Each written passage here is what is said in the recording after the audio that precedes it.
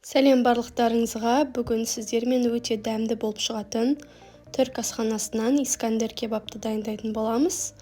Ең алдымен осында етімізді жұқа етіп турап аламыз. Одан соң бізге қажет томатный сок және де нан қажет болады, яғни лепешка. Одан соң қызып тұрған табамызға майымызды салып, жаңағы алдын ала турап алған етімізді салып, жақсылап суы шыққанға дейін қуыратын боламыз.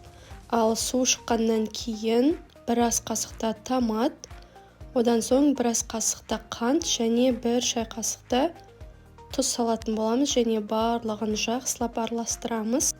Ескерте кететін жайт, майымыз қатты қызбаған болу керек. Сол кезде етіміз әдемі жұмсақ болып піседі.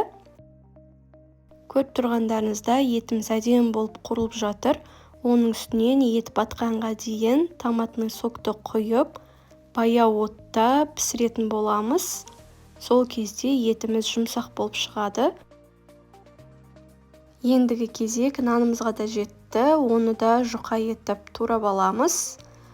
Егер де үйлеріңізде басқа нан түрі болатын болса, оны да пайдалануға болады.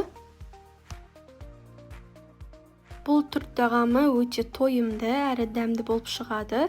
Міндетті түрде отбасыларыңызға дайындап беруге кеңес беремін. Ал енді турап алған нандарымызды сары майымызға жақсылап қуырып аламыз. Сары май қатты еріп кетпесін, кішкене ерігеннен бастап нанды салып қуырып ала берсеңіздер болады. Нан өзінің денесіне барлық майды сіңіріп, осылай дәмі деген күшті хрустящий болып шығады. Оны арнайы ыдысымызға салып аламыз. Одан соң жаңағы жұмсақ болып пісіп жатқан етімізді салып, бетіне сүзбе болу керек рецепт бойынша, бірақ менде сүзбе болған жоқ. Сол үшін қаймақтан пайдаландым. Бірақ өте дәмді болып шықты.